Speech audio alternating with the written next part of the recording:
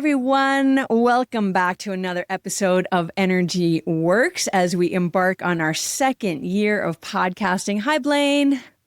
Hey, Lauren. So we are going to talk today about energy testing. And this is honestly one of those things that I hesitate to bring into my workshops when I'm teaching workshops because all my curriculum goes out the window as soon as I introduce energy testing. I remember I taught it. I was teaching a workshop in Seattle, and I had one of my students who goes through the teacher training program with me. She was at this workshop, and I kind of looked at her and I was like, what do you think? Should I teach energy testing? And she said, yeah. And I opened up that can of worms. The next 2 days, that's all everybody did. They tested everything. They were like pulling all their food out and drinks and books and questions. I mean, everybody asks every question. So what is energy testing? It is this way of checking in with the truth of the body. There's this idea that we can unpack a little bit more later if we want to. The body never lies.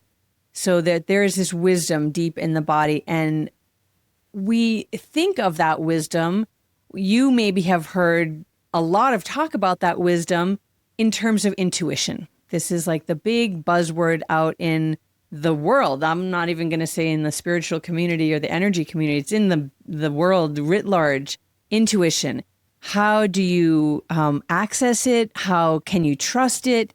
The buzz of around it is because so many of the greatest inventions and leaps in science and medicine have come from intuition, from this trusting, this inner knowing, this inner compass, inner guide that we all have. We each have our own inner guide and inner wisdom, but some of us don't know how to access it. Most of us don't. We were never taught how to access our intuition, or that we can and should trust our intuition all the time. That's the second thing that happens at workshops when I say, have anyone ever gotten a hit, an intuition? And everyone raises their hand because everyone's had that, right? You've all had that inner knowing of like, do that, go there, whatever it is, you get it drops in, however it drops in for you. And then my second question is, have you ever not listened to that intuition? Have you ever gotten the drop in and you've not followed it? And of course, every hand goes up too, because we've all had that like, don't do that thing, and you do it anyway, and every hand goes up. And then my next question, you all know what's coming, is how's that worked out for you? And that is like the icebreaker for the room. Everyone laughs because it never works out well. So that's the primer on why we're going to learn and talk about energy testing. Does that resonate with you, Blaine? Yeah, it sounds great. I love the talk about trusting intuition because, of course, we've all done it. And I also think that, I can reflect on my own upbringing. You know, the word intuition was only used in my raising, in the woman's intuition, the vaguest, there's this woman's intuition that exists. Men are mystified by it, and women can wield it. And I would think, am I going to have that? And I didn't get guidance from my mother, right? There was no demonstration from her on when she was using it or lessons to me about it or anything like that. So it was this mysterious womanly thing that I had to have my own journey with to be qualified to be sitting here with you having this conversation. Yeah, it's true. And even as you said that, it almost also has been discounted, even calling it woman's intuition, right? It's like, oh, that's like your woman's things that you go and do. But we're in like the man's world, and in a man's world, it's facts and figures and all of that. Okay, so we know that that has been part of the history of our not getting educated about intuition. And then come along a few years ago when all of a sudden everyone starts talking about the microbiome. The microbiome is this part of the gut that is more bugs than, well, we are more bugs than human cells anyway. And the gut has a huge preponderance of these. And this is sort of an organ in and of itself is responsible for so much of how and who we are in the world, not just how our digestion is, but of course in Ayurveda, digestion is the root of everything. So how your digestion is, how your general health is, but also your microbiome is responsible for like your emotional state, how you feel. Are you happy? Are you sad? What you do for work. Like if you start to read studies about what the microbiome is responsible for, it's kind of crazy. But once we started to talk about the microbiome, then everyone started to talk about this gut feeling, this gut level knowing. And that, I think, is that more science edge of the bro boy of like the woman's intuition. It's the gut knowing. It's like the more like grunty, but it's the same thing. And we do tend to feel the truth of things. I shouldn't say we. Many people feel that sense of intuition literally in the gut. Like if something is going wrong in your life, all of a sudden you might get a stomach ache. It's your body telling you like, this doesn't feel right. I can't digest this information. I don't think this is what we should be doing. That gut knowing.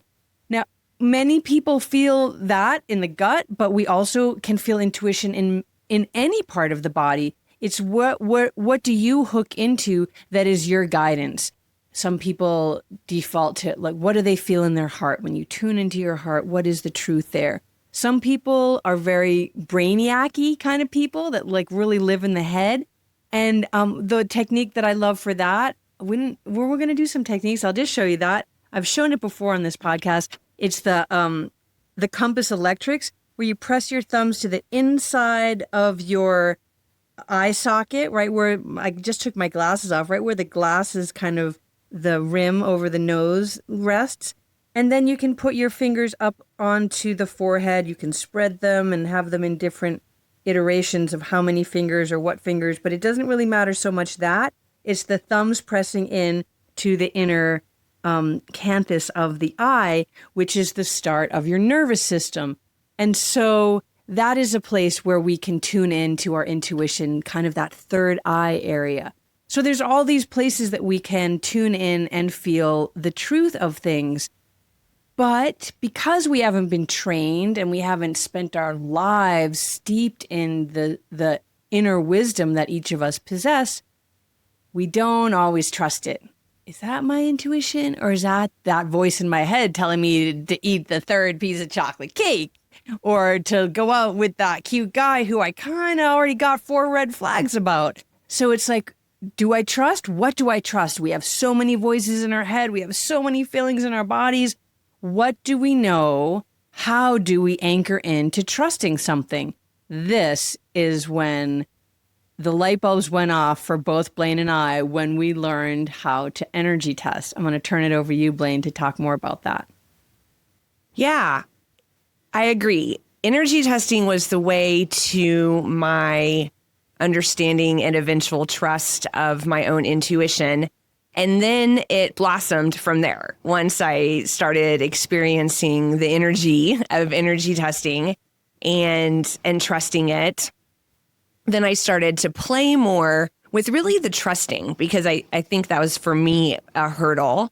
And so when I would be going for a run, and there's from my house, there are a million different ways I can run. Many different loops that I can run or that'll get me the things. So, and I can turn on different neighborhood streets. And so I'd be running, and then there'd be a fork in the road. It really would be, the road goes straight or I can turn right. And I could go either way. And I'll just be like, okay, which way should I go? Right. Bam. I would do it and not question. Okay, which way should I go? And then I started doing it driving and then with other things. But I took it outside of the realm of energy testing with the intent of building my trust and not stopping and questioning and second guessing, and maybe I should do it again, and 2 out of 3 will work, or anything like that. Just, decision, go, decision, go, decision, go. And that has really helped me along. Where I learned about energy testing the first time was from you, Lauren, at the not in the foundations level training, the level 1 energy medicine yoga teacher training, but when I joined Lauren's 300-hour training to become a master teacher is when we dove into energy testing. And I did a solo podcast recently talking about the hair tag test that happens in that same training and how I had so many questions. My science brain, my masculine side, had so many questions. I just barely knew or understood anything about energy at that time. And so energy testing was the same way, like, wait, what? What's happening here? But that is where I learned it and started working with other people on it. And then I studied in Donna's school, Eden Energy Medicine, part of Eden Method. And that was the whole purpose of that school, is working with clients. And so you get your hands on people a lot and you really start to learn to tune into other people's energy so you can test them. Not really the subject of this podcast, but my experience of doing that, of feeling other people's energy and when it is strong and when it is weak. And then again, trusting that their energy is giving me information that I can use to take the next step as their healer.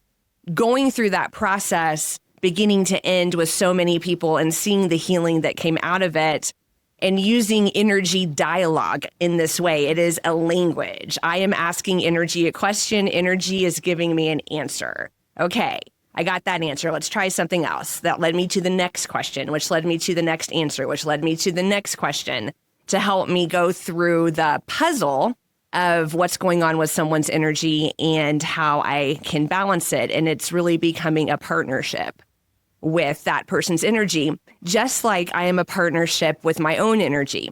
Of course, me and my energy are not really two separate entities, to be very clear. It is one entity, but having this internal dialogue that I can trust. And when we do energy testing in a nutshell, we are putting our hands on a certain place in a person's body, and it's often called muscle testing. And in different, not even academic, but there are different healers who will actually call it muscle testing and not energy testing. Because what we're doing is we are introducing a stimulus into the body in a particular area that could make that muscle go weak or not. And so that's how we get this. It's very binary. You're weak or strong. It's not totally binary, but it's generally directionally binary. And how this explanation really helped me when I was trying to understand this is when someone is going to deliver bad news, terrible news to someone else, what's the first thing they say? They say, I need you to sit down. Can you sit down? Because when someone receives news that is so disruptive, every muscle in the body will go weak and they will fail. That is energy that is making someone suddenly faint or collapse or drop to their knees in the face of bad news because the disruption is so intense. Where when we're energy testing in this particular way, somebody else or even ourselves, that's what we're doing. We're introducing this little bit of disruption and we're seeing if the energy can hold strong or if the energy cannot. And that is the yes, no answer for us. But when I'm energy testing myself in my day-to-day life, which I do many times a day, I do what's called the Pendulum Test. Lauren, do you want to chime into anything I just said or talk about pendulum? You know, this is so good. I've never heard that explanation of when you telling someone some difficult news and you ask them to sit down first. That is like, it's so clear. It clarifies what exactly is going on with this idea of muscle testing. It's also called applied kinesiology. It's this, you said that, it's the binary yes, no. There is some nuance to it, but essentially what it's doing is you're asking the body does this stimulus make me stronger or does this stimulus make me weaker? And that is, or this input. And so you can test, like you were talking about, do I turn left or do I turn right? You can test, is this meal good for me, or this particular piece of food, or this supplement, or how many of these vitamin C liposomal should I take? 1, 2, 3, 4. You can energy test, something that makes you strong. 1 vitamin C might make you strong, 2 might make you strong, but 3 might be too much. More of something good is not always better. And so having this nuance of checking in with the body, it's also a snapshot in time. What makes me strong right now? What do I need right now to strengthen my energy system? This is not like a question that you're asking for all time. And I'm going to say this right now before we get flooded in the comment sections. This is not the kind of thing where you say, should I put $100,000 in the stock market on this and such stock? Or it's not that. Should I marry this person or not marry this person? It's not that. So it's you're not asking those kind of like global questions versus knowing that you're not going to be strong, but choosing anyway. And if you do that, then we've got other energy techniques. So I'm going to eat the chocolate cake anyway. Here's your spleen points. You're going to really rub your spleen points. But so I think the easiest technique to learn on your own is the pendulum. So Blaine's going to share that. If you want to learn more, there's so many places that you can learn energy testing. But I happen to have one right here. This is my second book. It's called The Energy Medicine Yoga Prescription. And there I am on the cover doing energy medicine yoga mudra. And in that book is a whole primer and practice section on how to do the techniques that Blaine is going to teach you, and a little bit more background on kind of making sure that you get a valid answer. I'm not even going to say a right answer, but a valid and valuable answer. So Blaine, take it away. Sure. So I know that more of you are listening than watching, and I can't get too far away from my computer here, so I'm going to describe it more than demonstrate it. But the pendulum test, especially when you are new, is typically done standing. Once you have done the pendulum test for a long time, you can be seated and you'll just feel the tug. But when you're standing, you're more like, I don't know, a top or something that could kind of go forward or back or side to side when you're standing on your 2 feet. And so that is the way that the pendulum test is typically done. And it's nice to make sure you're grounded first. And so you can spoon the bottom of the feet or flip your hands back and forth over the balls of the feet, stand outside barefoot, anything like that, so that you're coming at this from a grounded place. And if you are testing a supplement or a piece of chocolate cake or something like that, an actual food that you can hold in your hands, you can be holding it in your hand. Otherwise, it is a mental imagination exercise as you energy test something using the pendulum. So you stand with your feet rooted about hip width apart. Barefoot if you can. You don't have to be barefoot. Again, you want to be grounded. And then you hold your hands. If you have something in your hands, you just put them in the low belly, like below the belly button, and it's there in that gut area, right? Like Lauren talked about, this gut wisdom. You're putting it near your gut area. Or if it's something you're doing with your mind, you can just fold one hand on top of the other and put the palm of the hands right there. Your elbows will be close to your side. And then you ask yourself, yes or no? Is this something I should consume if it's a supplement or a food? Or, if it's, I do it all the time for buying things. Is this something I really want to buy? That's the way I use it all the time. If you're in the grocery store and you're like, do I want this bottle or this bottle or this bottle? You can stand in the aisle and do it. It's a fairly subtle thing. You wouldn't draw too much attention to yourself. And what happens is you feel a little tug. And for most people, the tug for a yes is forwards. You feel subtly drawn forward. Like for me, it comes from kind of like the chest area. Like it's like I'm like a little string is subtly pulling me forward. That's my yes. Or if my energy says no, I tilt back just a little bit. I get a little bit tugged to the back. That is how I would say most people are. That is not how everyone is. And so the more you energy test, then the more you'll start to feel, what is my yes? Maybe you go a little sideways. Maybe backward could actually be your yes. Because yes, you are feeling this subtle pull, but you're also feeling a gut feeling in your body, a gut feeling of yes or no. Madison King is an expert at energy testing. And one thing that she does that I like to do, especially with eating food, is we can get tangled up in this like, but I really want it, but I really want it, but I really want it. And then questioning if that influenced our energetic decision. So Madison says something along the lines of, I am just seeking information. What I do with that information is up to me. And that neutralizes a little bit this, but I really want it. Please be yes, please be yes, please be yes. If it's the chocolate cake, where something, more neutral, like, is it this bottle of vitamin C, this bottle of vitamin C, or this bottle of vitamin C, that's a more neutral feeling. But I really like that. I'm just seeking information. What I do with that information is up to me.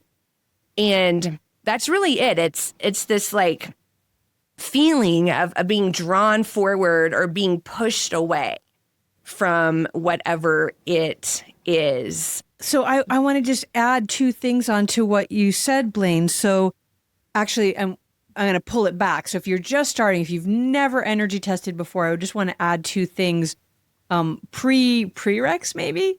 So I love that you brought in Maddie and her, I can do whatever I want with this information, because it is important. This is both a science and an art, and you can influence it for sure. If you're like, here's the thing, if you're going to eat the chocolate cake anyway, first of all, maybe you're not even going to test it. Like if there's not a question in your mind, don't even test it.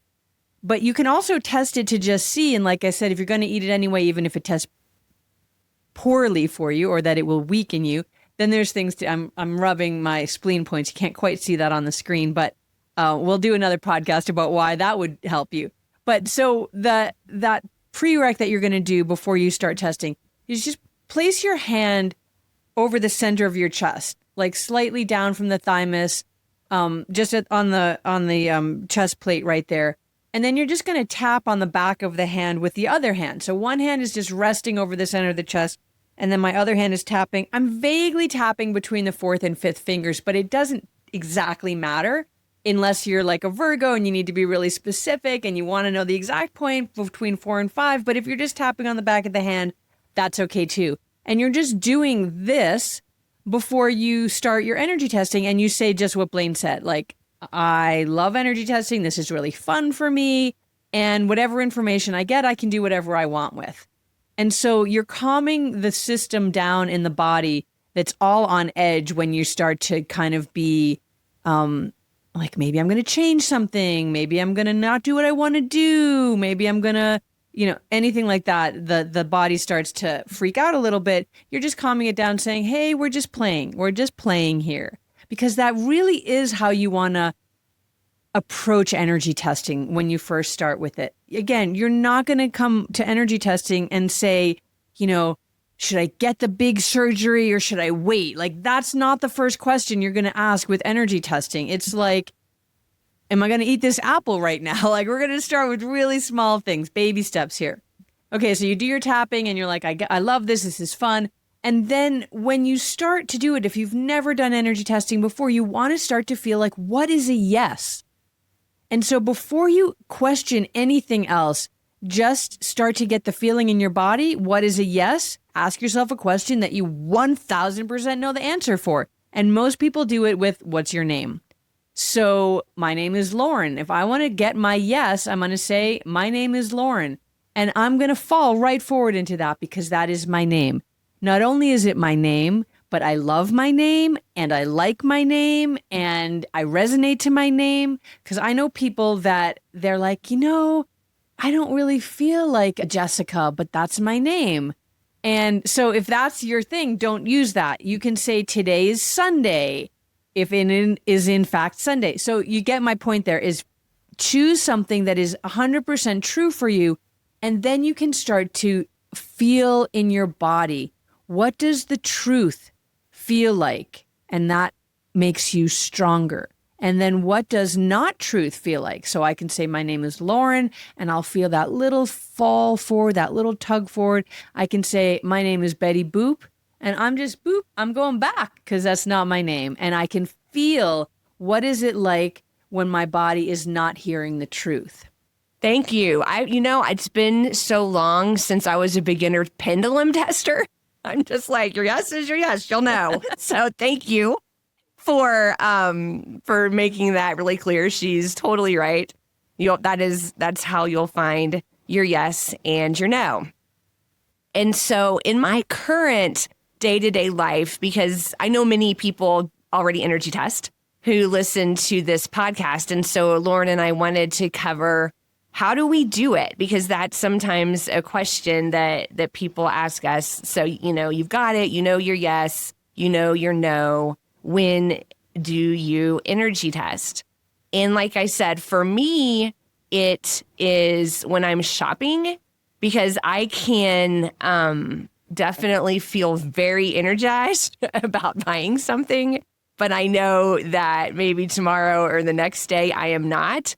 And so if it's a bigger ticket purchase, a long time ago, I put myself on the 24-hour rule before I knew about energy testing. I would be like, okay, I really want this right now, but I'm going to wait for 24 hours before I make a decision. And I'm going to see how I feel about it tomorrow, because we know after we sleep on something and all of that, it can really, we can think about things differently. We're emotional beings. And now I energy test. And if it's a really big purchase, I will maybe do it 3 times. So I will energy test, do I want to buy this? And then I'll wait till the next day and I'll energy test again. And I'll wait till the next day. And if 3 days in a row, I am energy testing yes, then I'm like, okay, Blaine, you actually really want this. And I will pull the trigger and purchase it. I do it for vacations. When I'm like, I want to go here or I want to go here. I don't go on that many vacations a year. And many of my vacations are prescribed vacations because they're yoga retreats or they're kind of working vacations. And so my location has already been chosen for me. But when I get to go on a real vacation that I can literally pick anywhere, I have so many choices. And so I will energy test where I want to go on vacation. I have opportunities to make new friends fairly often, especially when I'm here in Colorado. When I'm spending my winters in Florida, it's not like that so much. But I actually just had one from last week. A new person came into my life, and it's an opportunity where, we could go out for coffee and go hiking and maybe, engage in some friendship. And part of me is like, about this individual, just a tiny bit. And so I'm energy testing it. Do I even want to go out? Do I want to even engage in this way? I wish I knew these tools when I was dating because yes. I probably would have used it in dating. With food, I honestly don't energy test food a lot. I have a lot of, the way I eat is kind of the way I eat, and it's been working for me a really long time, and I don't put a lot of variables into what I eat. And so it would have to be something coming that I was really questioning that I would energy test food.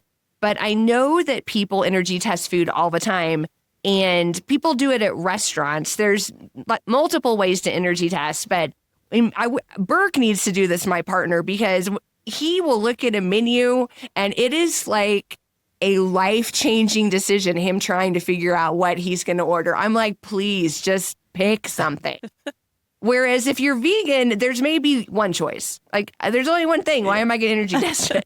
Like, that's the one thing that I can eat. But I definitely know people just, there's 5 things on this menu and they all look so good. And which one should I get? And so people definitely do in those decisions. Sometimes when I am going hiking or something like that, and I'm thinking about what trail to go on, I will energy test. And usually those situations are like, there could be bears, there could be something like that. And so it's more, it's getting more into that intuition. What is the universal energy saying to me about the right decision of where I should go. So those are main ways that I energy test. How about you, Lauren? So let's see. I'd certainly started with the food thing. I think everybody does. It's just like, it's the easiest. It's the most sort of, you get that feedback loop right away. And I will say that I still use it for that, especially when I go through cycles of, because I have my way of eating too, but then I'll get some new information. I'll be like, okay, well, maybe I'm going to investigate this. Am I going to continue to eat this way? Because I'm an omnivore and I can eat all kinds of different ways. And I'm, as I age, I sort of play with that a little bit too. How much protein do I need? What's the best source of that for me? When I'm looking at blood sugars and I want to make sure that my blood sugars are all staying in good numbers, what's the foods that are going to support that? And so I read widely. I listen to a lot of podcasts about food trends, diet trends, all of that. And I will say straight up, they are wildly, madly confusing for anything. If there's any, kind of issue that you've got going on, there's 10 different dietary answers for how you could resolve that issue. And they're all claiming the science and they all have the proof and they're diametrically opposed. And so when I'm looking and sort of doing research in that department, I energy test. I want to know, okay, so I know this, this teacher or this doctor or whatever says, eat only this way, 100%. And then I'm going to test that. But how does that work with my body? How does that work with my digestion? How does that work with the issues that I have going on?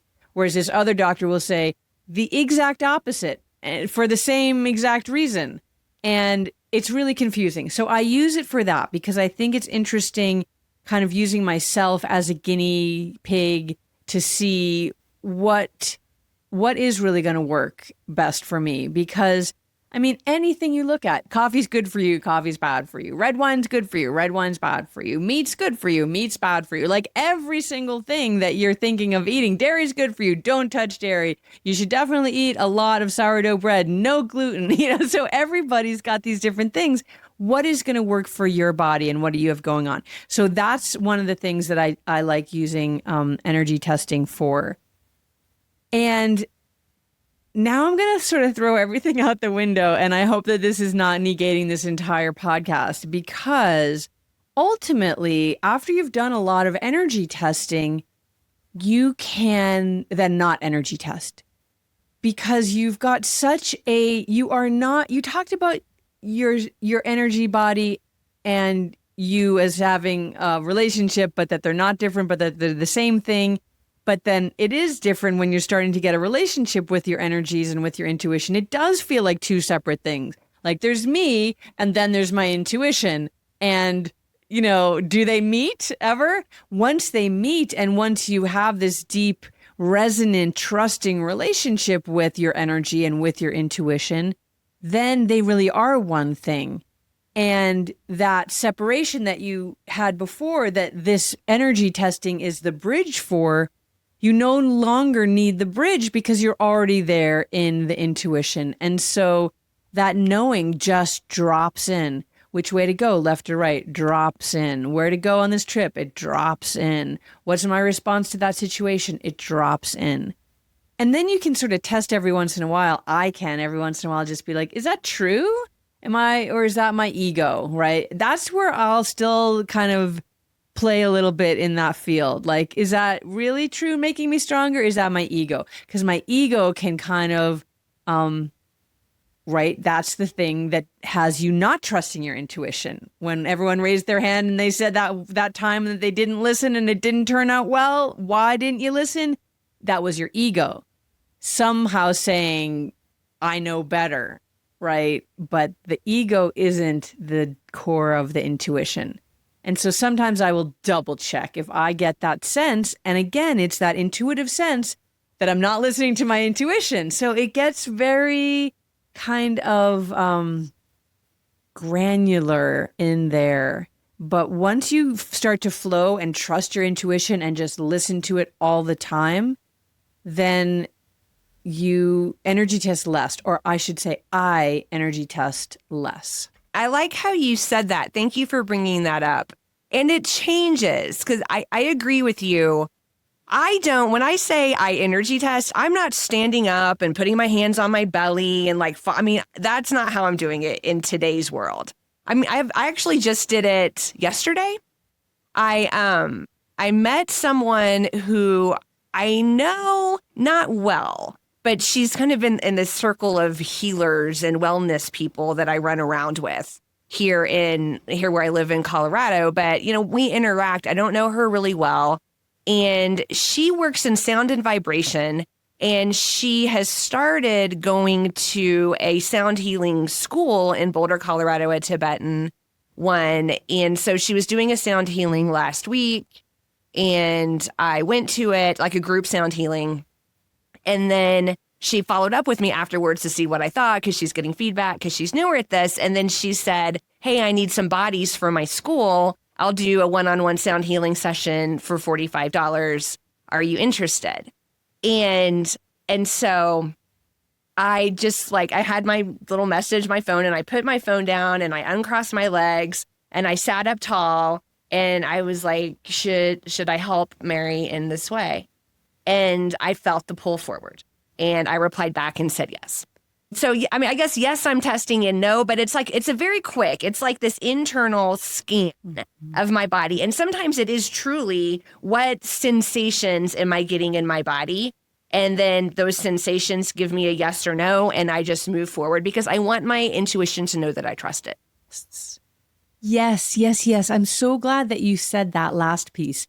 That is, I think, one of the crux pieces of this, and that is the piece that's going to help you become a better and better energy tester, is that once your body knows that you are in this relationship with it in a trusting way, that you are listening to your intuition.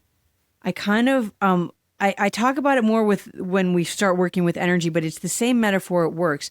It's that little girl in the back of the room that doesn't say anything, and the teacher never says anything to the little girl, and the little girl just sits there and never answers any questions and never raises her hand and just is kind of there. And then the teacher asks the question and the little girl raises her hand and she gets a yes, and everything shifts. It's like if you start to listen and ask and hear and respond, that little girl or that little boy, that little person inside of you awakens, and it's like, oh, you're listening to me. Finally, I've been waiting for you. And then you're going to start getting all of this information about everything we have internal guides, and I'm not talking about entities guides that way. I'm talking about energetic guidance systems that are built into the energetic structures of your body. I showed you earlier today the compass electrics. We have energy systems that are there to guide us. Just like your car has a navigation system, a boat, a plane, all of these ships have these navigation systems, so do you. And the more that you tune in and listen to this navigation system, the more that you are guided in your life. And that's really what we all want, right? We all want to be guided into the situations and the relationships and the circumstances that are going to most benefit us. Sometimes those situations are difficult and challenging, and we learn a lot, and that's what we're in those situations for. But we also have this guiding system that is bringing us there and then through even the difficult ones. And so the more you trust that and the more that feedback loop comes into fruition, asking, responding, back and forth, then just the more powerful you start to feel in your life. If every decision you're making is making you stronger and stronger, you are getting stronger and stronger and more powerful and more powerful. And that feels really good. I think that seems like a good place to stop. I agree. All right. Thank you, everybody. We would love to hear your comments. This is a rich and comes from many traditions and lots of experiences and lots of teachers. And so we welcome opinions that are not what we stated. We love to hear feedback from always. We love to learn from each of you. And so feel free to put any questions or comments or feedback or things you'd like to share with us about your own energy testing. And we'll see you next time on Energy Works.